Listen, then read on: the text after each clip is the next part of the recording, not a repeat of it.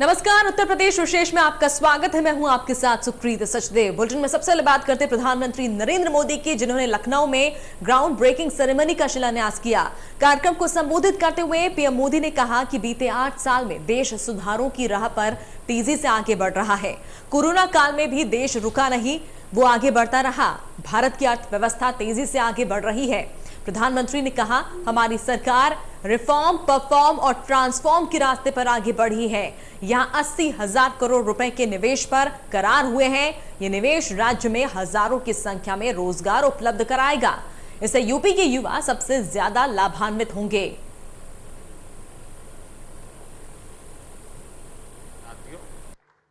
उत्तर प्रदेश में भारत की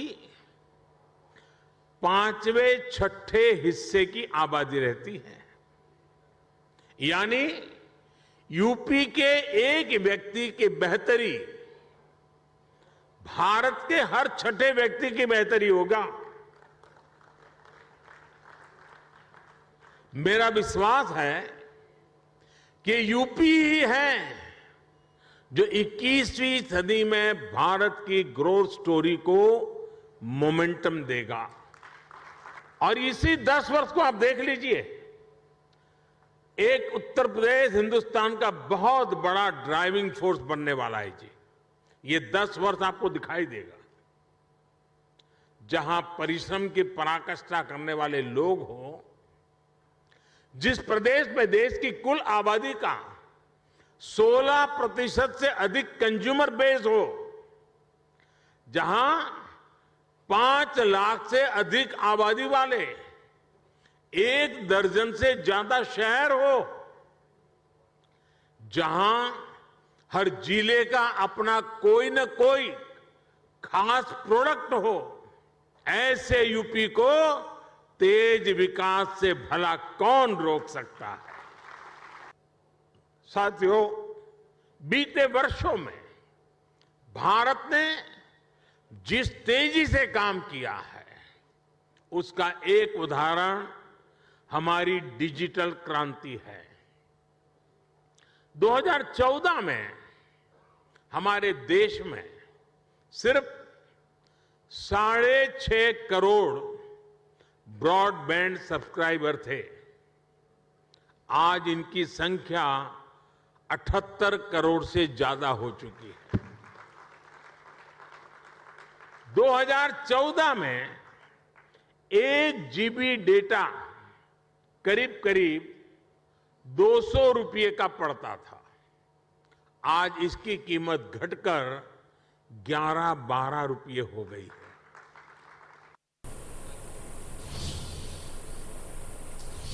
वहीं लखनऊ में कार्यक्रम के बाद पीएम मोदी राष्ट्रपति रामनाथ कोविंद के गांव परौख पहुंचे। पीएम मोदी सबसे पहले गांव का भ्रमण किया और फिर एक जनसभा को संबोधित किया। जनसभा को संबोधित करते हुए पीएम मोदी ने परिवारवादी पार्टियों पर जमकर निशाना साधा।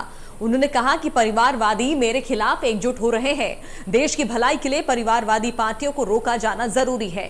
राष्ट्रपति के गांव से पीएम का परिवारवाद पर निशाना देखा गया।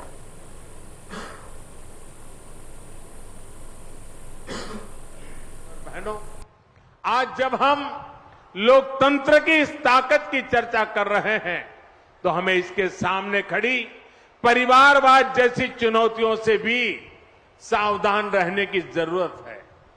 ये परिवारवाद ही है जो राजनीति ही नहीं बल्कि हर क्षेत्र में प्रतिभाओं का गला गोंदता है, उन्हें आगे बढ़ने से रोकता है। वैसे साथियों, मैं जब परिवारवाद के खिलाफ बात करता हूं तो कुछ लोगों को लगता है कि ये राजनीतिक बयान है। मैं किसी राजनीतिक दल के खिलाफ बात कर रहा हूं, वैसा प्रचार होता है। मैं देख रहा हूं कि जो लोग परिवारवाद की मेरी व्याख्या में सही बैठते हैं, वो मुझसे भड़के हुए हैं, गुस्से में हैं। देश के कोने कोने में ये परिवारवादी मेरे खिलाफ अब एकजुट हो रहे हैं। वो इस बात से भी नाराज है कि क्यों देश का युवा परिवारवाद के खिलाफ मोदी की बातों को इतना गंभीरता से ले रहा है। साथियों, मैं इन लोगों को कहना चाहता हूं कि मेरी बात का गलत अर्थ न निकाले। मेरी किसी राजनीतिक दल से या किसी व्यक्ति से कोई व्यक्तिगत नाराजगी नहीं है। मैं तो चाहता हूं कि देश में एक मजबूत विपक्ष हो, लोकतंत्र को समर्पित राजनीतिक पार्टियां हो। मैं तो चाहता हूं कि परिवारवाद के शिकंजे में फंसी पार्टियां खुद को इस बीमारी से मुक्त करें, खुद अपना इलाज करें, तभी भारत का लोकतंत्र मजबूत होगा। हरियाणा से राज्यसभा के निर्दलीय उम्मीदवार कार्तिकेय शर्मा ने कहा है कि मैं जीत के लिए पूरी तरह आश्वस्त हूं। मुझे उम्मीद है सभी विधायक मुझे सपोर्ट करेंगे। वहीं कांग्रेस विधायकों को रायपुर ले जाने पर कार्तिकेय शर्मा ने कहा है कि मुझे नहीं लगता लोकतंत्र में ऐसा होना चाहिए। विधायकों को अपनी दिल की आवाज से वोट करना चाहिए। वहीं उन्होंने आगे कहा कि बाहरी की अपेक्षा मैं हरियाणा को ज्यादा समझता हूं और हरियाणा की बात संसद में रख सकता हूं।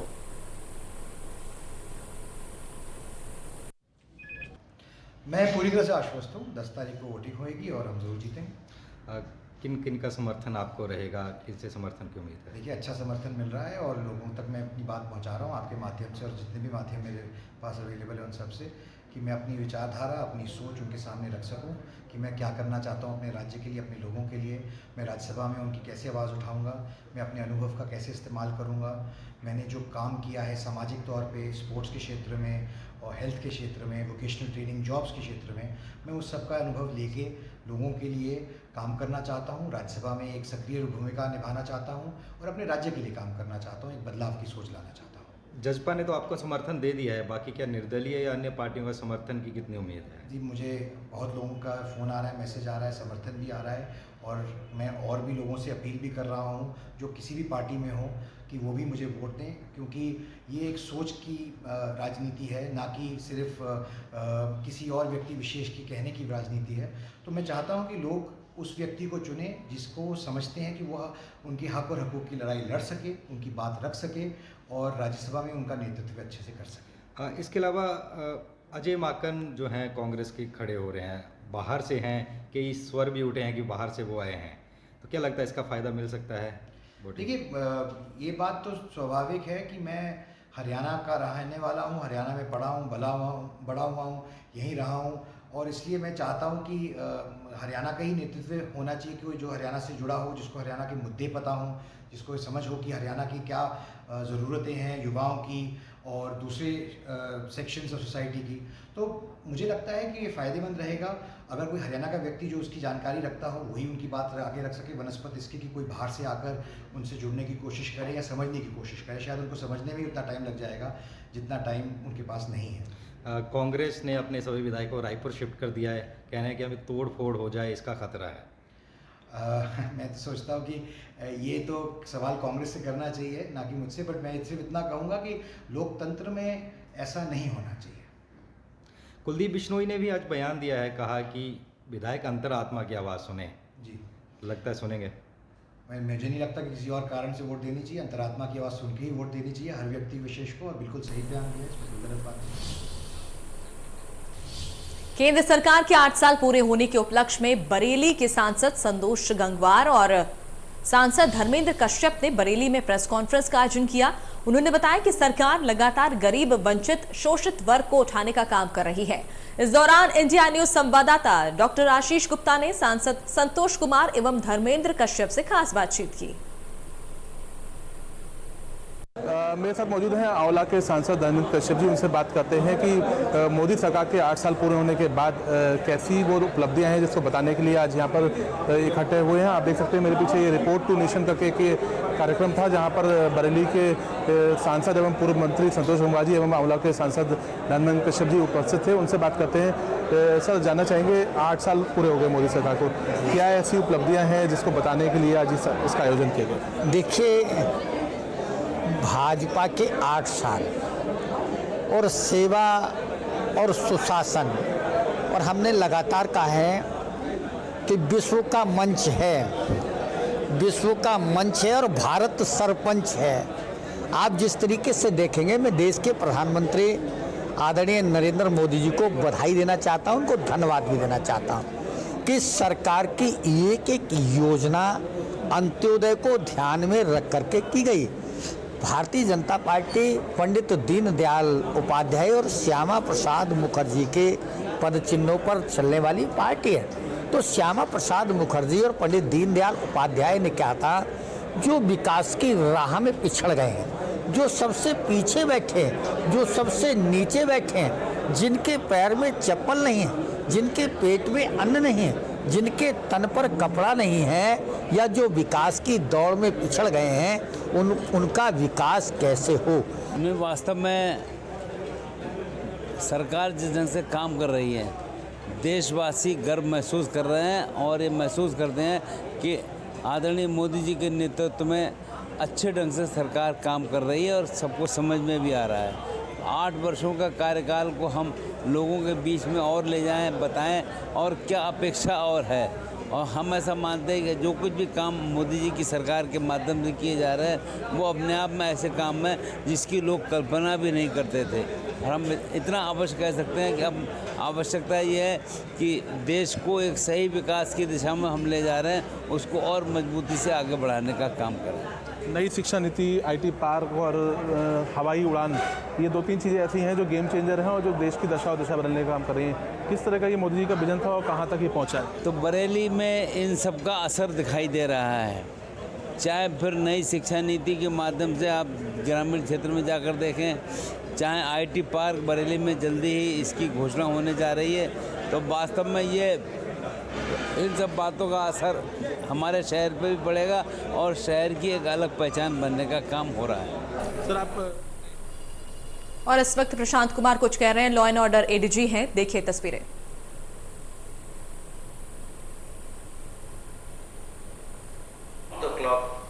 पुलिस और प्रशासन की ड्यूटी लगे तथा हर हालत में शांति व्यवस्था बरकरार रहे। उत्तर प्रदेश शासन तथा उत्तर प्रदेश पुलिस किसी भी स्थिति में शांति व्यवस्था को भंग नहीं होने देगी। तो कानपुर में कानून व्यवस्था बनी रहेगी और इसको लेकर यहां पर हम सुन रहे थे। चलिए बढ़ते हैं आगे। कानपुर के बेकनगंज इलाके में जुमे की नमाज के बाद बवाल हो गया और 2 पक्षों के बीच भिड़ंत के बाद दंगे जैसे हालात पैदा हो गए। बाजार बंद कराने के ऐलान में 2 पक्षों में पथराव हुआ। बवाल नियंत्रित करने पहुंचे पुलिस पर भी लोगों ने पत्थर फेंक दिए।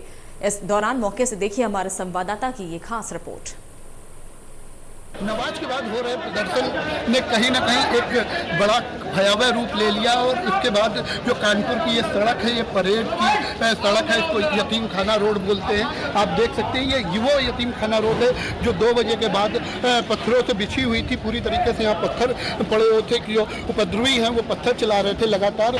कहीं ना कहीं एक प्रदर्शन हो रहा था। हम आपको बता दें कि जफर हयात आसमी जो है उसने 4 दिन पहले ही बोल रखा था, 4 दिन से लगातार वो फेसबुक में अपडेट कर रहा था और भी सोशल साइट में अपडेट कर रहा था कि नूपुर शर्मा के खिलाफ वो प्रदर्शन करेंगे। हालांकि जिसके बाद आज 2 बजे के बाद नमाज के बाद ये प्रदर्शन शुरू हुआ। प्रदर्शन ने कहीं ना कहीं बवाल का रूप ले लिया और बवाल इतना बढ़ गया कि कई बार पथराव हुआ। पथराव के साथ साथ फायरिंग हुई, बम चले, जिसमें जो लोग थे दोनों तरफ के वो चुठैल हुए। कहीं ना कहीं जब पुलिस को इस स्थिति के बारे में पता चला तो पुलिस मौके पर पहुंची और पुलिस ने अपना नियंत्रण करना शुरू किया। लेकिन सबसे बड़ी बात सामने निकल के आ रही है, जो LIU है, जो लोकल पुलिस है, उसका कहीं ना कहीं पूरी तरीके से फेलियर था। क्योंकि 4 दिन से लगातार जफर हयात आदमी ये प्रदर्शन की बात कर रहा था। आखिर जब देश के राष्ट्रपति और प्रधानमंत्री कानपुर नगर और कानपुर देहात की सीमा में मौजूद थे तो क्या वजह थी कि कानपुर की कमिश्नरेट पुलिस को इस जफर हयात आदमी की गिरफ्तारी नहीं करनी चाहिए। कैमरा पर्सन और उसके साथ राहुल वाजपेयी। और इस बीच बड़ी खबर आ रही उन्नाव से, जहां पर कानपुर बवाल के बाद उन्नाव में अलर्ट किया गया है। पुलिस ने शहर में पैदल गश्त कर चलाया चेकिंग अभियान। SP ने बॉर्डर से लेकर शहर तक सुरक्षा के कड़े निर्देश दिए हैं। शहर के चप्पे चप्पे पर सुरक्षा के कड़े इंतजाम किए गए हैं। उन्नाव पुलिस अलर्ट मोड पर है। तो उन्नाव में हाई अलर्ट यहां पर किया गया है। जिस तरह से कानपुर में जो बवाल मचाता है, इसको लेकर उन्नाव पुलिस अलर्ट मोड पर नजर आ रही है। चप्पे चप्पे पर ध्यान रखा जा रहा है। तो कानपुर बवाल के बाद उन्नाव में अलर्ट देखा जा रहा है। मौके पर पुलिस मुस्तैद है, मौजूद है। पुलिस ने शहर में पैदल गश्त कर चेकिंग अभियान चलाया हुआ है। एसपी ने बॉर्डर से लेकर शहर तक सुरक्षा के कड़े निर्देश दिए हैं। तो हालात नियंत्रित रहे, इसको लेकर पुलिस प्रशासन सतर्क है। एहतियात यहां पर बरता जा रहा है। उन्नाव पुलिस अलर्ट मोड पर नजर आ रही है। चप्पे चप्पे पर नजर रखी जा रही है ताकि हालात बिगड़े ना। जिस तरह से कानपुर में बवाल हुआ था, उसके बाद जो है उन्नाव में अलर्ट यहां पर पुलिस ने किया हुआ है। एसपी ने बॉर्डर से लेकर शहर तक सुरक्षा के कड़े निर्देश जारी किए हैं। शहर के चप्पे चप्पे पर सुरक्षा के कड़े इंतजाम देखे जा रहे हैं। तो लगातार देख सकते हैं आप, चेकिंग अभियान चल रहा है पुलिस की तरफ से और हालात पर नजर यहां पर पुलिस बनाई हुई है।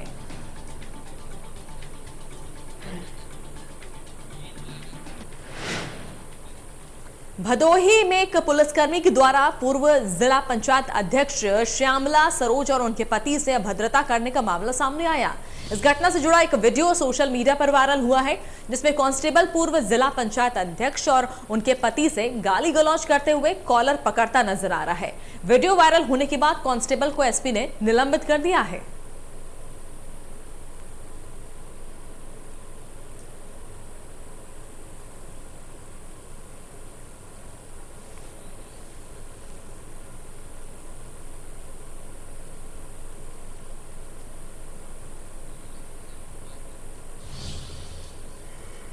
बहराइच योगी सरकार प्रदेश में स्वास्थ्य सुविधाओं को बेहतर करने के लिए तरह तरह के उपाय कर रही है। खुद स्वास्थ्य मंत्री सेवाओं में सुधार के लिए लगातार अस्पताल की रियलिटी चेक कर रहे हैं। फिर भी बहराइच मेडिकल कॉलेज से महिला डॉक्टरों की एक हैरान कर देने वाली तस्वीर सामने आई। इसमें ऑपरेशन थिएटर में मरीजों को बाहर किए बिना ड्रेस कोड के एक डॉक्टर अपनी बर्थडे पार्टी मनाते नजर आ रही है। मेडिकल कॉलेज के डॉक्टर का ऑपरेशन थिएटर में बिना ड्रेस के कई महिला चिकित्सकों के साथ अपनी जन्मदिन पार्टी मना रही है। मेडिकल कॉलेज में बर्थडे पार्टी मनाए जाने का ये वीडियो सोशल मीडिया पर बहुत ही तेजी से वायरल हो रहा है। एक वीडियो संज्ञान में आया हुआ है महिला विंग का, उसको देखने के बाद उचित कार्रवाई की जाएगी। इसमें डॉक्टर राबिया सुल्ताना का शायद जन्मदिन था, उसी के संबंध में ये मनाया जा रहा था। क्या कार्रवाई करने जा रहे हैं सर? इन लोगों को अभी एक नोटिस देंगे, तो आज नोटिस किया जाए। बहराइच मेडिकल कॉलेज के ऑपरेशन थिएटर से एक हैरान कर देने वाली तस्वीरें सामने आई है, जहां डॉक्टर राबिया सुल्ताना का जन्मदिन कल मनाया जा रहा था, जिसमें कि स्टाफ नर्स और उनकी टीम द्वारा मरीजों को ऑपरेशन थिएटर से बाहर करके उनका जन्मदिन मनाया गया है। लाल कपड़ों में ड्रेस हुई और अनड्रेस्ड कई स्टाफ नर्स वहां मौजूद दिखाई दे रही हैं। कहीं न कहीं संवेदनहीनता की तस्वीरें हैं। इस पूरे प्रकरण की शिकायत प्रमुख अधीक्षक यमन त्रिपाठी से की गई, जो मेडिकल कॉलेज के अधीक्षक हैं। उनको यह संज्ञान में लाया गया विषय को, जहां उन्होंने इस विषय में डॉक्टरों को और जो स्टाफ नर्स है उनको नोटिस भेज करके आगे रिपोर्ट आने तक कार्रवाई की बात कही है। ये संवेदनहीनता की तस्वीरें ऑपरेशन थिएटर की हैं, जो बेहद ही चौंकाने वाली हैं कि डॉक्टरों का काम मरीजों की सेवा करना होता है, वहां वो उस ऑपरेशन थिएटर में अपना जन्मदिन मना रहे हैं। बहराइच से अभिषेक सिंह, इंडिया न्यूज। और इसी के साथ उत्तर प्रदेश विशेष में फिलहाल इतना ही। नमस्कार।